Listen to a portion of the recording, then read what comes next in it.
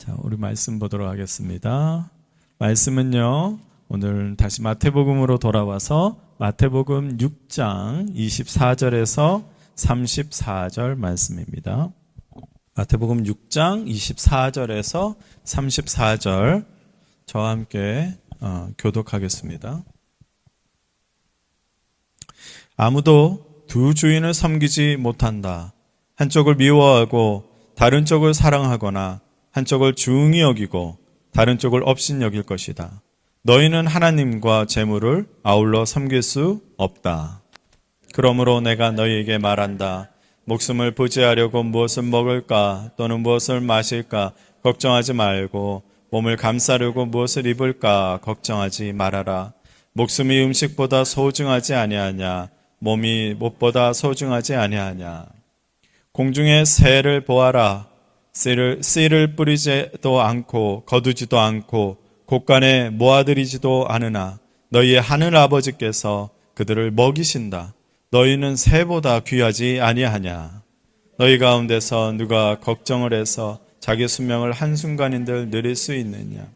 어찌하여 너희는 옷 걱정을 하느냐. 들의 백합화가 어떻게 자라는가 살펴보아라. 수고도 하지 않고 길쌈도 하지 않는다.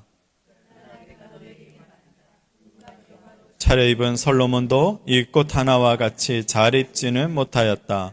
오늘 있다가 내일 아궁이에 들어갈 들풀도 하나님께서 이와 같이 입히시거든. 하물며 너희들을 입히시지 않겠느냐. 믿음이 적은 사람들아. 그러므로 무엇을 먹을까 무엇을 마실까 무엇을 입을까 하고 걱정하지 말아라. 이 모든 것은 모두 이방 사람들이 구하는 것이요 너희의 하늘 아버지께서는 이 모든 것이 너희에게 필요하다는 것을 아신다. 너희는 먼저 하나님의 나라와 하나님의 의를 구하여라. 그리하면 이 모든 것을 너희에게 더하여 주실 것이 같이 그러므로 내일 일을 걱정하지 말아라. 내일 걱정은 내일 맡아서 할 것이다.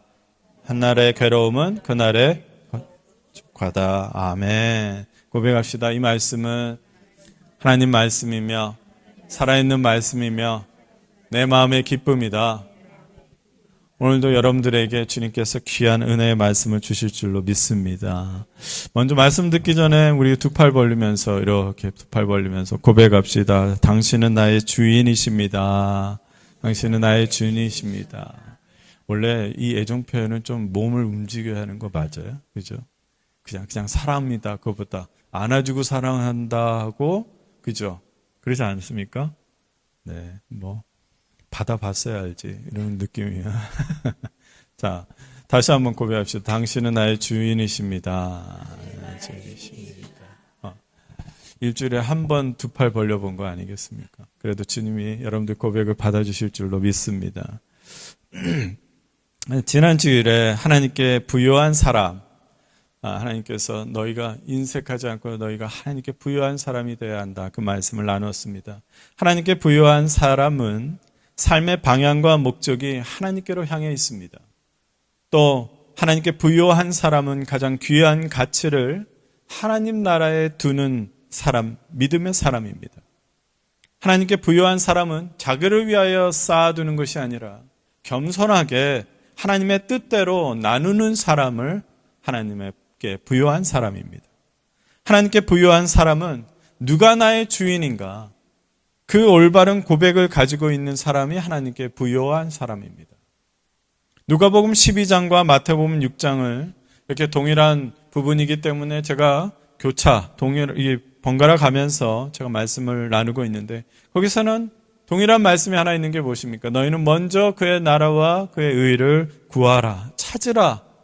주님의 그 명령. 근데 왜 우리는 이것에 열정을 가지지 못할까요?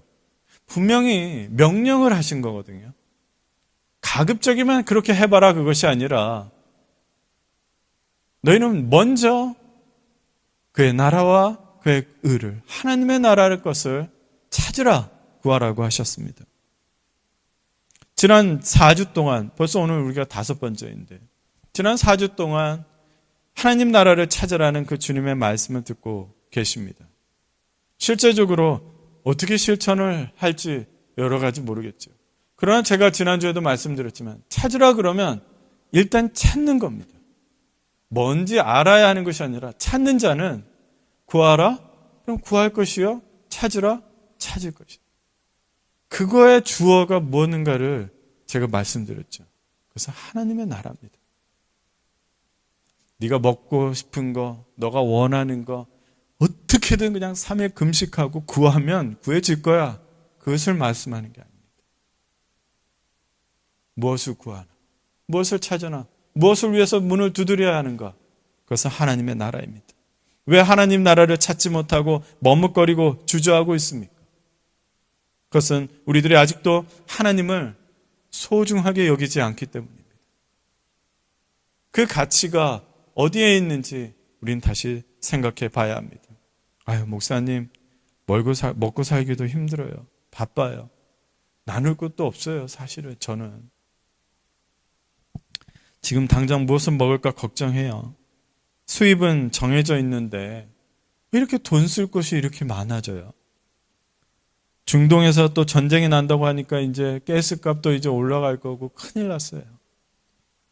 아이들 교육비도 애들 다 키운 줄 알았는데 계속 돈 나가요. 나날이 버는 것보다 쓰는 것이 더 많아요. 목사님 어떻게 염려하지 않고 살 수 있죠? 하나님 나라를 찾을 여유도 없어요. 우리가 걱정하고 염려하며 사는 것은 마치 또 다른 우리의 삶인 것 같습니다. 사람마다 염려하는 내용은 다르죠. 실제적으로 염려하지 않고 살아갈 수 없는 여러 가지 그 문제들을 우리는 계속해서 만납니다. 염려하지 않고 믿음으로 살아가야 한다는 그 신앙 지식은 갖고 있어요. 지난 4주 동안 염려하지 말아라 그 말씀을 들었으니까 그래도 그 신앙 지식은 갖고 있지만 솔직하게 우리는 염려하며 사는 것이 당연하다고 여기면서 살아갑니다. 목사님, 어떻게 사람이 살면서 염려하지 않고 살 수 있어요? 예수님은 25절에 많은 사람들이 당연히 염려하는 먹는 문제, 마시는 문제, 입는 문제에 대해서 염려하지 말라고 말씀합니다. 우리는 이런 염려를 방금까지도 했어요. 몇 시간 전에도 했어요. 그렇죠? 교회로 오기 전에 무엇을 입을까? 아침에 일어나서 무엇을 먹을까? 무엇을 마실까? 예수님은 우리의 인간들의 현실적인 문제를 모르셔서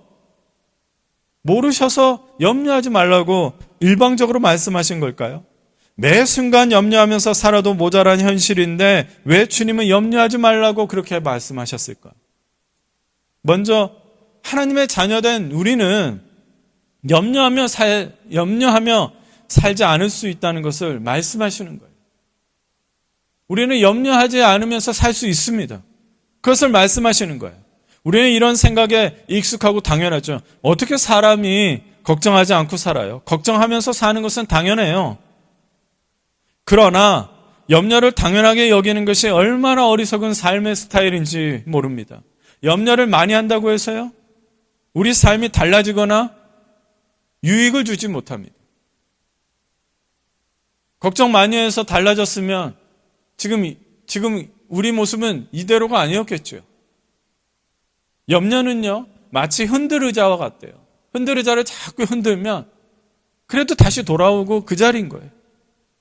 밤이 새도록 염려해서 해도 달라지는 것은 없습니다. 밤새 염려하고 걱정하고 잠을 못 잤다고 해도 새날이 와서 햇빛이 비쳐요. 새날이 밝아오지만 염려는 사라졌습니까? 해결되지도 않아요. 얼마나 어리석어요. 지혜롭지 못한 삶입니다. 예수님께서 우리에게 염려하지 말라고 하신 이유는 염려는 우리 삶에 아무런 유익을 주지 못하기 때문입니다. 염려는 우리들의 생각을요, 혹시 이것으로 가득 채워요. 혹시 병에 걸리지 않을까? 혹시 사고가 나지 않을까? 혹시 그 사람이 배신하지 않을까? 혹시 사업이 망하지 않을까? 혹시 막 돈이 떨어지지 않을까? 아직 오지도 않는 그 미래를요, 혹시 하면서, 아마도 하면서 그것을 채우는 거예요. 그게 염려입니다. 어리석은 생각이죠. 그런데 우리는 이런 생각을요, 습관적으로 합니다. 혹시가 내 마음과 생각에 채워지면은 불안해지고, 두려워지고, 그리고 의심이 많아지고, 조급해지고, 우울해지고, 포기하려고 합니다. 저는 이 설교문을 이렇게 이 문장을 쓰면서요, 그게 저예요. 그게 저예요, 사실. 제가 그렇습니다. 하루에도 매달마다, 매번마다 염려하는 것이 얼마나 어리석고 가치 없는가, 그에 대해서 27절 그렇게 말씀하세요. 너희 가운데서 누가 어느 누구라도 걱정을 해서 자기 수명을 한순간인들 늘릴 수 있느냐. 이 새 번역은 더 원어적으로 이 번역을 생명으로 바꿨는데, 개역개정으로는 너의 키를 한 키라도 늘릴 수 있느냐, 그렇게 말을 해요. 아무도 염려한다고 해서 우리 생명을요 1년이나 10년 더 연장시킬 수 없다는 거예요. 아무런 유익이 없다는 거예요. 아무런 힘이 없다는 거예요. 그걸 알면서도 걱정하며 사는 것, 그리고 그게 당연하다고 말하는 것은 어리석은 거예요. 하나님의 자녀로서 어리석게 사는 것이 당연합니까? 그게 왜 당연합니까? 끊어야지요. 하나님의 자녀로서 왜 어떻게 어리석게 삽니까? 예수님께서 우리에게 염려하지 말라고 하시는 것은, 염려하지 말라고 하는 것은 돌이키라는 거예요. 돌이키라. 돌아서야 돼요. 방향을 바꿔야 돼요. 그게 뭡니까? 그게 회개예요. 죄를 뉘우치는 것을 넘어서요, 잘못된 방향이면 돌이켜야죠. 어리석은 길이면 돌이켜야죠. 그것을 하나님께로 삶의 방향을 전하는 것이, 그것이 바로 회개입니다. 회개는 히브리어로 슈브, 돌이키다라는 말이고요, 헬라어로도 생각과 마음을 바꾸는 것을 말하는 거예요. 완전히 행동과 삶의 방식을 바꾸는 전인격적인 변화. 내 이 생각을, 내 지식을 고치고, 나의 이 감정을 새롭게 하고, 나의 의지를 다해서 방향을 바꾸는 것, 그게 회개라는 거예요. 주님은 염려 말라 그러면 그 말은 이렇게 들어도 돼요. 회개해라. 돌이켜라. 그렇게 살면 안 돼. 어리석은 거야. 예수님은 우리에게 회개를 원하십니다. 어리석게 염려하며 사는 것에서 회개하십시오. 하나님의 나라의 백성들의 삶의 방식으로 이제 돌이키는 겁니다. 회개하지 않으면 변화할 수가 없습니다. 예수님을 나의 주인으로 고백하는 에버그랜 공동체 여러분, 염려하며 사는 것에서 돌이켜서 살 수 있습니다.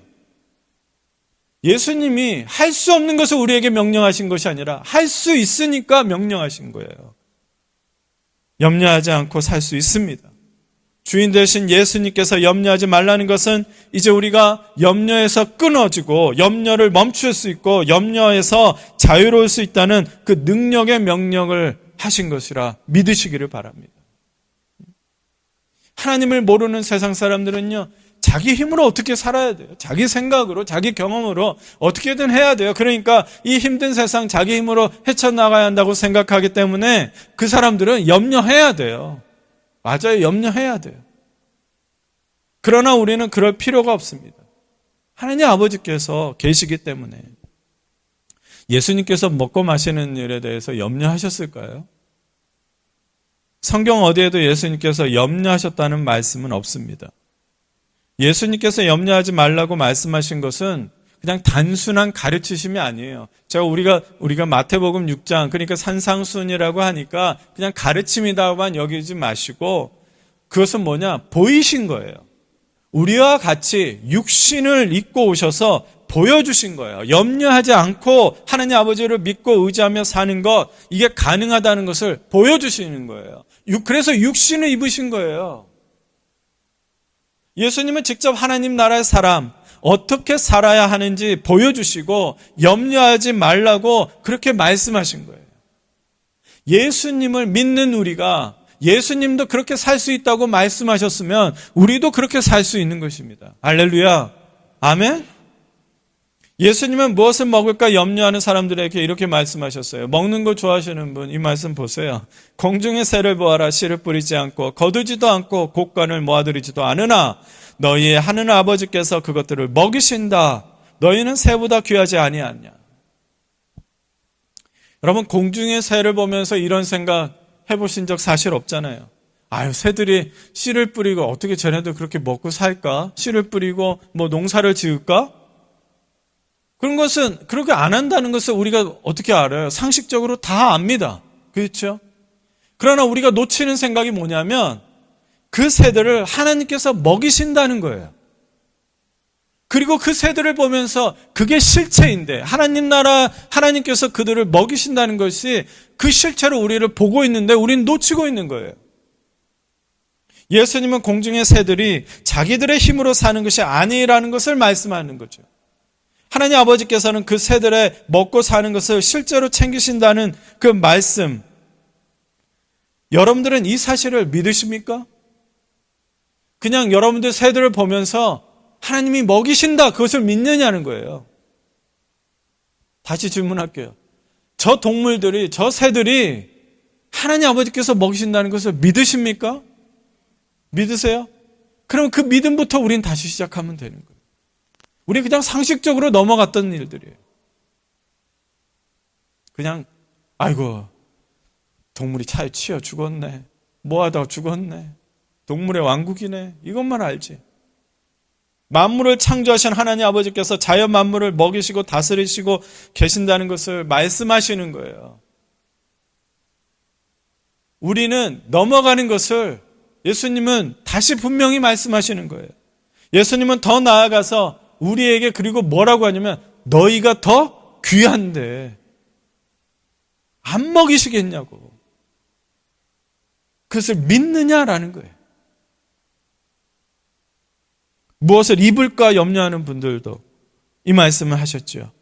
28절, 30절 따로 이렇게 보겠습니다. 어찌하여 너희는 옷 걱정을 하느냐. 들의 백합화가 어떻게 자라는가 살펴보아라. 수고도 하지 않고 길쌈도 하지 않는다. 오늘 있다가 내일 아궁이에 들어갈 들풀도 하나님께 이와 같이 입히시거든. 하물며 너희들을 입히시지 않겠느냐. 믿음이 적은 자들. 하물며 너희들을 입히시지 않겠느냐. 여기서는 우리가 참 한국적으로 잘 표현을 했어요. 그런데 원어적으로 보면 너희한테는 더하지 않겠느냐라는 말이에요. 내일 불타서 없어지기로 하나님께서 이 들풀에게 계획을 짰어요. 너는 내일 아궁이에다가 불쏘시개로 쓸 거야. 그런데 오늘을 사는 들풀도 입히시고 돌보시는 거예요. 내일 비록 사라질지언정, 내일 그렇게 계획이 되어 있을지언정 오늘을 먹이신다는 거예요. 오늘을 들풀도 입히신다는 거예요. 들풀에게 바람도 씌워주고 들풀에게 햇빛도 씌워주고 너는 내일 아궁이에 들어가니까 굳이 햇빛 맞을 필요 있니? 비 맞을 필요 있니? 땅에서 영양분 할 필요 있니? 그렇지 않은 거예요. 오늘을 입히시는 거예요. 하나님 아버지는 내일 우리 각자의 계획을 다 갖고 계세요. 내일 죽을지, 내일 뭔 일이 일어날지 다 계획을 갖고 계시죠. 우리의 내일을 어떻게 하실지 전적으로 하나님 아버지만 아십니다. 그러나 하나님 아버지는 우리의 오늘을 붙들어 주시고 그리고 채워주시고 인도하십니다. 왜 그러느냐? 오늘 왜 그렇게 우리한테 하시느냐? 우리의 주인이기 때문에 그래요. 주인이 주권을 가지고 내가 내 것을 가지고 돌보시고 붙드시고 그리고 오늘 하루를 살게 하시는 거예요. 염려는 우리의 주인이 아니기 때문에 우리를 인도할 수가 없습니다. 염려는 우리를 유익하게도 할 수 없습니다. 그러므로 우리는 우리의 내일을 위해서 염려하지 말고 우리의 오늘에 감사해야 돼요. 오늘 우리도 붙드시는구나. 나를 안아주시는구나. 내 눈물을 아시는구나. 그것이 하나님 아버지께서 기뻐하시는 믿음으로 사는 삶입니다. 사랑하는 형제자매 여러분, 기억하십시오. 염려는 변화시킬 수 없는 상황만 보는 거예요. 내 힘으로 절대로 그 상황은 변화시킬 수가 없어요. 염려는 내 힘으로 풀 수 없는 그 문제만 자꾸 보는 거예요. 문제를 풀 수도 없으면서 문제 본다고 해서 그거는 시간만 가는 거예요. 여러분 시험 보면서 그런 일 많았잖아요. 그죠? 계속 이것을 뚫어주면 답이 막 올라와요? 아니잖아요. 시간만 보내는 거예요. 그러나 믿음은 상황을 변화시킬 수 있는, 이 상황을 바꾸실 수 있는 하나님을 보는 거예요. 그게 믿음이에요. 믿음은 하나님 아버지께서 문제를 풀어주시기를 바라는 겁니다. 여전히 염려가 떠나지 않는 것은요, 여전히 염려가 계속해서 내 안에서 내 생각을 다스리는 것은 우리가 온전히 회개하지 않은 것입니다. 여전히 내 힘으로 내 방법대로 내가 원하는 대로 살아보려는 그 타락한 죄의 본성이 묻어있기 때문에 우리가 염려하는 것입니다. 여전히 하나님 아버지를 나의 주인으로 인정하지 않고 세상 재물을 더 신뢰하고 세상 지혜를 더 의지하고 그렇기 때문에 염려가 떠나지 않는 것입니다. 회개하십시오. 돌이키십시오. 돌이키겠노라 내 의지를 다하십시오. 내 생각을 바꿔달라고 기도하십시오.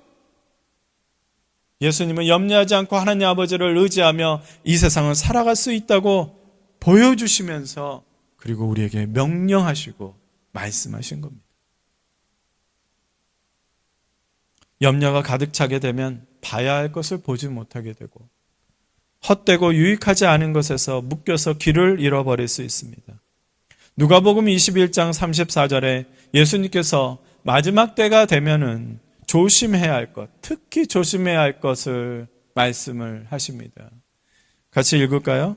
시작. 너희는 스스로 조심해서 방탕과 술 취함과 세상살이의 걱정으로 너희의 마음이 짓눌리지 않게 하고 또한 그 날이 덫과 같이 너희에게 닥치지 않게 하여라. 우리들의 마음을 짓누르는 것이 있습니다. 다스리는 것이 있습니다. 그게 무엇이죠? 방탕과 술 취함과 그리고 세상살이의 걱정. 개역개정으로는 염려라고 또 번역을 했어요. 마지막 때에 이것들로 우리의 마음이 짓눌려져서요. 다시 오실 예수님을 기다리지 못하고 맞이할 준비를 못하게 하기 때문에 마치 그 등불에 기름을 준비해야 하는 그 처녀들처럼 준비하지 못하게 만든다는 거예요. 방탕이 무엇입니까? 감각적인 쾌락에 빠져서 정신을 못 차리는 상태. 감각적인 쾌락에 빠져서 정신을 못 차리는 상태가 방탕이에요. 감각적인 ખ્쾌락이라고 하면은 떡 떠오르면은 우리는 막 성적인 음란함 그런 것도 떠오를 수 있어요. 그런데 저는 오늘 이 본문 말씀을요, 의학적으로 막 조사를 하고 찾아봤어요. 그랬더니 이 의학적으로 감각적 쾌락을 일으키는 호르몬이 뭐냐면 도파민이에요. 따라합시다. 도파민. 들어보셨죠? 도파민. 이 도파민이, 이 호르몬이요, 뇌의 전두엽을 자극을 해서요, 무엇을 방해하냐면 이성적인 판단, 그리고 어떤 충동을 조절하는 것을 방해를 해요. 그리고 말초신경을 자꾸 자극을 해서요, 심박수가 막 뛰고, 그리고 긴장하게 하고, 호흡이 가파르게 되고, 그리고 막 동공이 커지게 만듭니다. 이 도파민은 그런데 성적인 쾌락 뿐만 아니라 어떨 때도 일어나냐면요, 게임에 집중할 때, 술에 취할 때, 그리고 어떤 분들 그런 거 있잖아요. 막 뭔가를 수집하는 사람 있죠. 뭐 어떤 사람 연예인들 보니까 신발 뭐 많이 수집하더라고요. 신발, 또 뭐 장난감, 피규어라고 그러죠. 막 돈이 어마어마하게 들어도 그것을 막 어떻게든 막 모으는 거예요. 그럴 때 도파민이, 이 호르몬이 심하게 작용을 한다. 그러니까 자기 가족을 돌보는 것보다 장난감 모으는 거, 신발 모으는 거, 정말 물불 안 가리는 사람이 있습니다.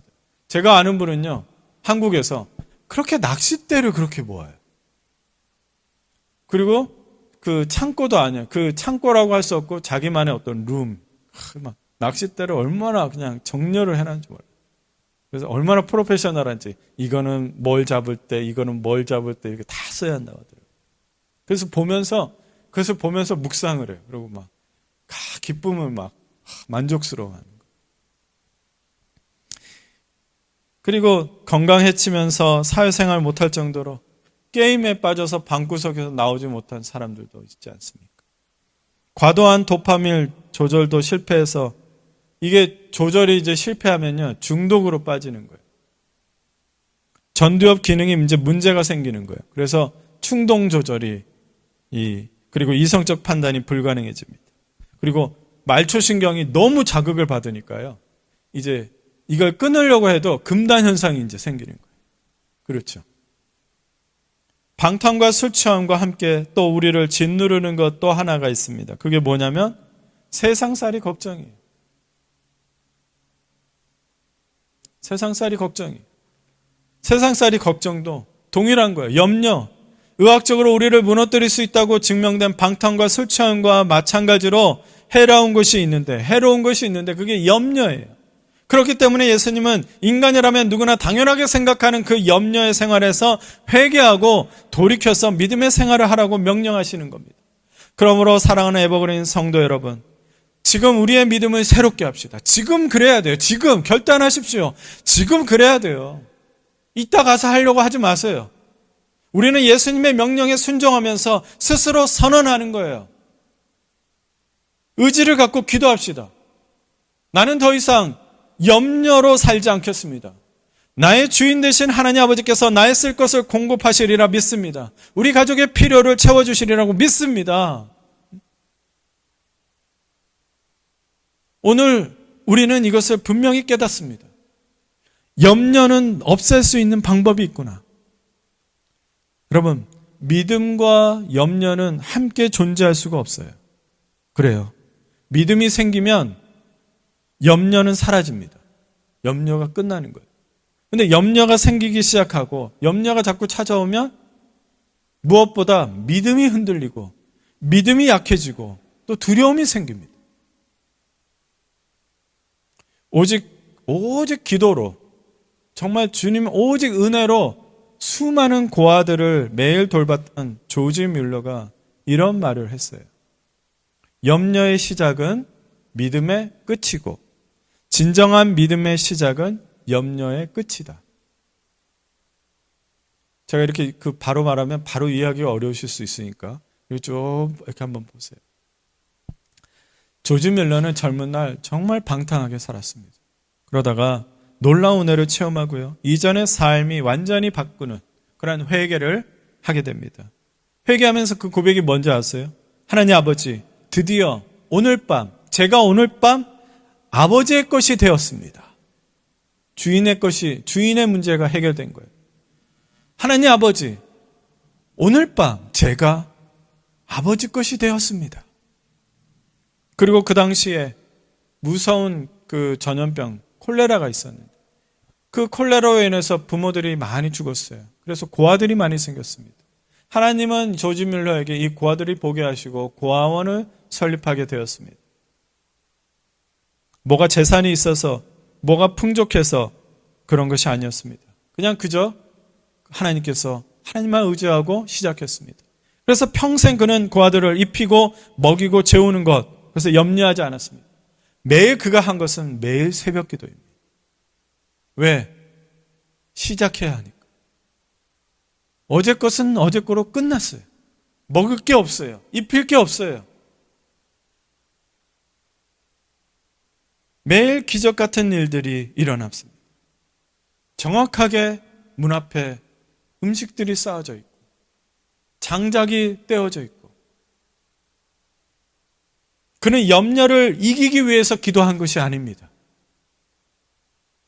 그는 염려하지 않고 믿음으로 살 수 있다는 것을 매일 경험했습니다. 기도하는 조지 뮬러에게 수많은 고아들이 하나님 나라의 실체를 경험했습니다. 하나님은 그걸 원하신 거예요. 선한 일 해서, 너가 이 땅에 덕을 세워서 하나님 나라의 사역이라고 해서 너가 무엇을 하는 것이 아니라, 하나님은 조지 뮬러의 그 기도를 통해서 그 수많은 고아들, 소망이 없고 낙담하고 외로웠던 그 고아들이 하나님 나라의 실체를 보게 하고 하나님 나라를 의지하고 하나님을 의지하며 살 수 있구나, 그것을 배우고 자라난 거예요. 우리는 어떻게 자랐습니까? 사랑하는 형제자매 여러분, 염려가 우리 마음을 짓누르는 일은 지금 끊을 수 있습니다. 조지 뮬러가 고백한 것처럼 고백하십시오. 하나님 아버지, 오늘 지금 저는 아버지의 것입니다. 염려는 지속적으로 찾아옵니다. 왜냐하면 염려는 악이기 때문에. 우리를 무너지게 하고 주님과 멀어지게 하려고 하기 때문에 그것은 악입니다. 염려는 한순간에 찾아옵니다. 그래서 우리의 믿음을 의심을 갖게 하고 불평을 하게 하고 믿음에서 염려로 바뀌는 것, 그것은 한순간입니다. 그래서 예수님은 우리에게 이런 기도를 가르치셨나 싶습니다. 우리를 시험에 빠지지 않게 하시고 악에서 구하소서. 기억하십시오. 염려함으로 하나님 아버지의 기적을 만날 수 없습니다. 그러나 믿음으로 하나님 아버지의 놀라운 기적을 만날 수 있습니다. 기적이 뭐예요? 내가 할 수 없고 오직 하나님 아버지만이 하실 수 있는 일, 그게 기적입니다. 매 수많은 고아들을 입히고 먹이고 재울 수 있는 것은 오직 하나님 아버지의 놀라운 기적입니다. 하나님 아버지만 하실 수 있기 때문입니다. 기적을 경험하고 싶습니까? 하나님 나라의 놀라운 은혜를 날마다 경험하고 싶습니까? 염려하지 말고 믿으십시오. 염려가 마음에 찾아오면 하늘의 새를 보시면서 이렇게 얘기하세요. 기도하세요. 저 새 한 마리도 먹이고 입히시는 하나님 아버지, 저 새보다 제가 더 귀하다고 하셨으니, 근데 제가 지금 어렵습니다. 제가 힘듭니다. 염려가 나를 짓누르려고 합니다. 나의 믿음이 흔들리지 않게 도와주세요. 우리 32절 같이 읽을까요? 32절 시작. 이 모든 것은 모두 이방 사람들이 구하는 것이요 너희 하늘 아버지께서는 이 모든 것이 너희에게 필요하다는 것을 아신다. 예수님은 우리의 믿음이 흔들리지 않도록 약속해 주셨습니다. 너희 하늘 아버지께서는 이 모든 것이 너희에게 필요하다는 것을 아신다. 하나님 아버지는 내 형편, 내 사정, 내 문제를 다 알고 계십니다. 우리 불평할 때 뭐라 그래요? 하나님 뭐 하세요? 하나님 왜 가만히 계세요? 하나님 알고는 계세요? 제가 기도로 안 알려드려서 지금 이러고 계시는 거예요? 제가 그랬어요. 저는 다윗의 시 중에, 다윗의 어떤 이 시편에 있는 시편 중에 여러분들한테 추천할 게 있어요. 그건 뭐냐? 139편이에요. 139편 총 24절, 25절 그렇게 되는데 제가 1절에서 5절만 같이 볼게요. 139편 따라합시다. 139편 1절에서 5절만 볼게요. 주님께서 나를 샅샅이 살펴보셨으니 나를 환히 알고 계십니다. 내가 앉아있거나 서있거나 주님께서는 다 아십니다. 멀리서도 내 생각을 다 알고 계십니다. 내가 길을 가거나 누워있거나 주님께서는 다 살피고 계시니 내 모든 행실을 다 알고 계십니다. 내가 혀를 눌려 아무 말 하지 않아도 주님께서는 내가 하려는 말을 이미 다 알고 계십니다. 주님께서 나의 앞뒤를 두루 감싸주시고 내게 주님의 손을 얹어주셨습니다. 저는 이 절이 참 감동이에요. 내가 앉아있거나 서있거나 주님께서 다 알고 계십니다. 내가 왜 앉아있고 내가 서있고 불안하고 떨리고 하는 거 다 안다는 거. 다윗은 이런 하나님도 경험했나 봐요. 4절인데 내가 아무 말 하지 않았는데 내가 어떤 상황인지 내가 혀가 막 눌려요. 말할 수도 없어요. 말하기도 싫어요. 그런데 주님께서 내가 하려는 말을 이미 다 알고 계십니다. 하나님 아버지를 향한 다윗의 경험이면서 믿음이겠죠. 여러분, 이 믿음으로, 이 말씀으로 다윗도 그리한 것처럼 여러분들 염려를 끝내십시오. 끝내야 합니다. 이제 말씀을 마치겠습니다. 사랑하는 형제자매 여러분, 헬라어로 염려는요, 생각이 흩어져 버렸다. 많이 유리가 깨지는 것처럼 산산이 부서지면 흩어진 것, 그게 염려라고 합니다. 염려하는 사람들을 보면은요, 왜 그렇게 생각이 많은지. 꼬리에 꼬리를 물고 많은 생각을 합니다. 이제 이런 삶을 끊어야 합니다. 이제 우리는 믿음으로 염려하는 생활을 끊어야 돼요. 그러나 염려는 계속 찾아올 것입니다. 왜냐? 우리를 무너뜨려야 하고 우리를 하나님으로부터 멀리 하도록 하는 악이기 때문입니다. 그러나 내 안에 염려가 시작하는 것이 아니라 찾아온 염려라도 그 염려 때문에 믿음이 시작되게 하십시오. 믿음이 시작되게 하십시오. 믿음이 시작될 것을 기대하시면서 기도하십시오. 믿음으로 기도하면서 하나님 아버지의 기적을 기다리게 됩니다. 믿음으로 기도하면 하나님의 기적을 기다리게 된다니까요. 그것은 저도 경험했습니다. 믿음이 시작되면 하나님 나라의 놀라운 일들을 경험하게 될 것입니다. 여러분, 지난주에도 저는 우리 에버그린 공동체가 이런 별명을 가지기를 원합니다. 앞에 한번 읽어주실래요? 같이 읽읍시다. 시작. 하나님 나라를 찾는 사람들, 하나님 나라를 날마다 경험하는 사람들, 하나님 나라의 기적이 일상이 된 사람들. 여러분들, 우리 에버그린 공동체는 이것으로 하나님 영광 돌릴 줄로 믿습니다. 기도하겠습니다.